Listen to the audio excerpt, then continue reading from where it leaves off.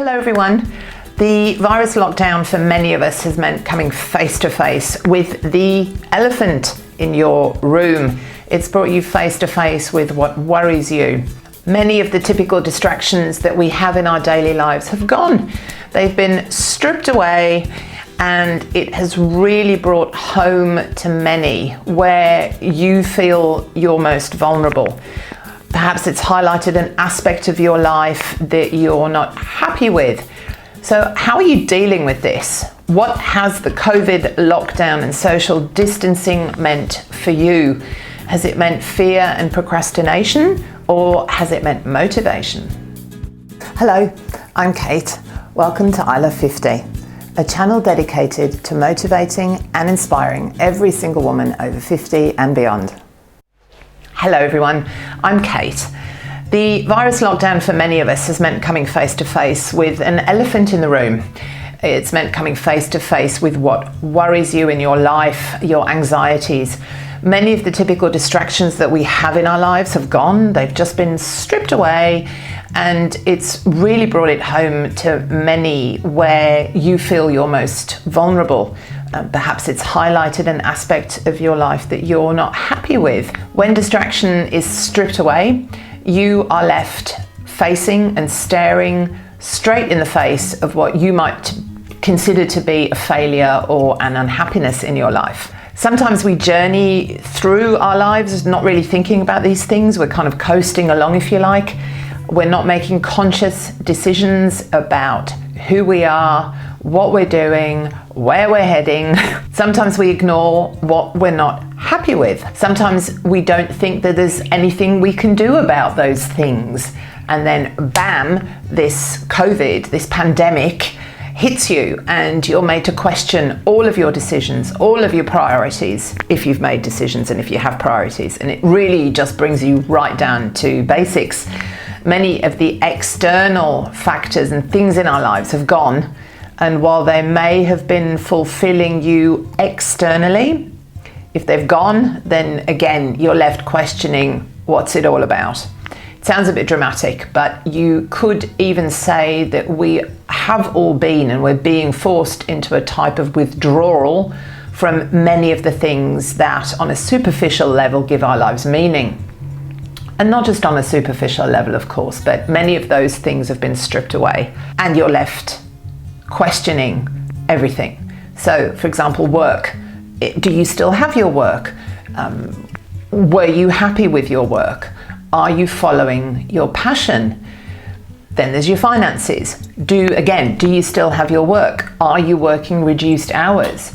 Are you on less pay? Are you worrying about how you're going to manage? A lot of the feedback that I've had is that this is an area where most people have felt they're most vulnerable. Obviously, there's economic downturn. People are losing their jobs, and it's where people feel the most vulnerable. Then there's your home life.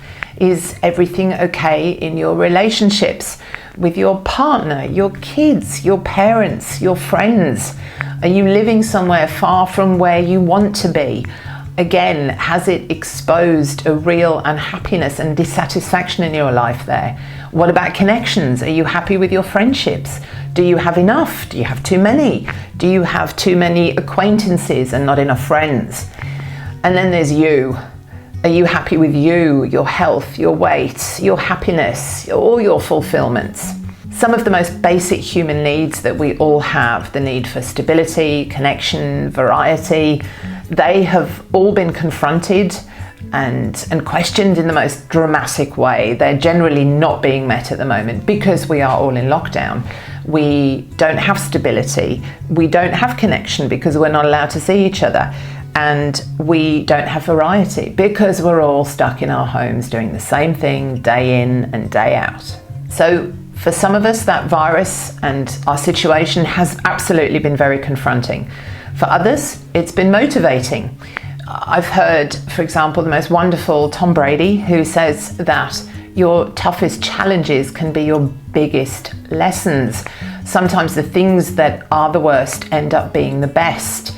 And I have really thought that this time it's such a good opportunity to think positively like that. What can I take from this? How can I turn this COVID and lockdown experience into something positive? Now, it is easy to overthink and procrastinate, especially now the virus has given many people a new reason to procrastinate in the shape of, oh, I can't possibly do this or such and such because of COVID. I don't know, it's all very, very uncertain. So while there is instability in your life, it's really easy to put things off. Now, you might have anxiety that's crippling you. It's really keeping fearful people fearful, and the media doesn't help, but it's giving us all a reason not to move ahead in our lives because of all this uncertainty. Now, you might be confronted with the fact that you no longer have control in your life, that you didn't have control over your life. And while lockdown is still in place, you certainly don't have control over your life. Somebody else is telling you what you can and can't do.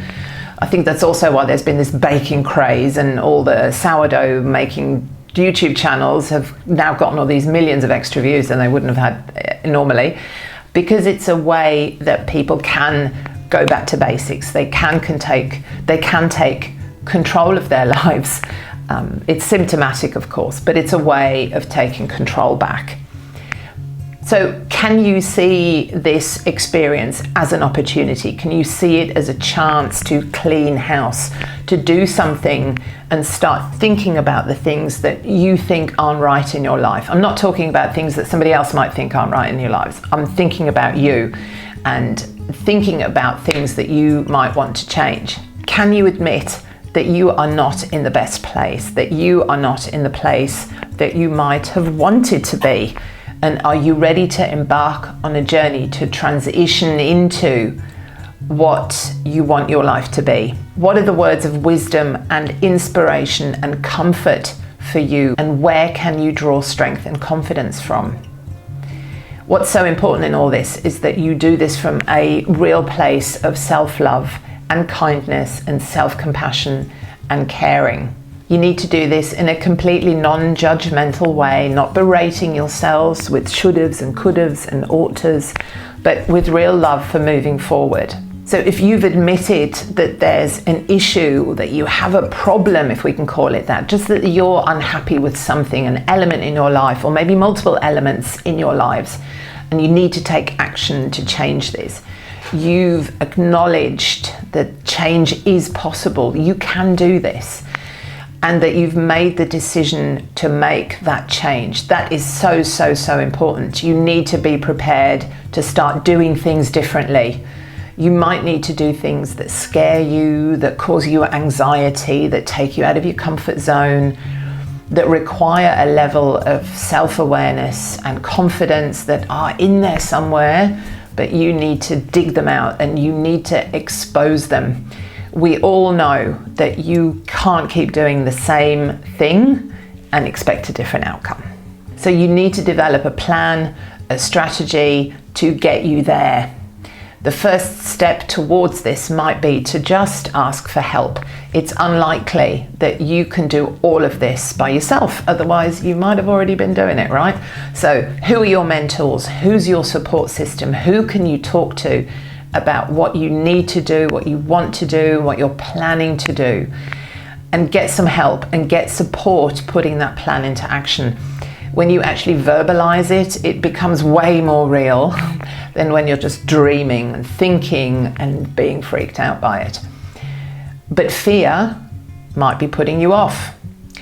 I will tell you one thing though, on the other side of all that fear and anxiety and uncertainty, that is where all the good stuff is. We're going to talk a lot more about this. So in the meantime, I want you to take care, stay healthy, be kind to yourself and to others, and I will see you soon. Bye.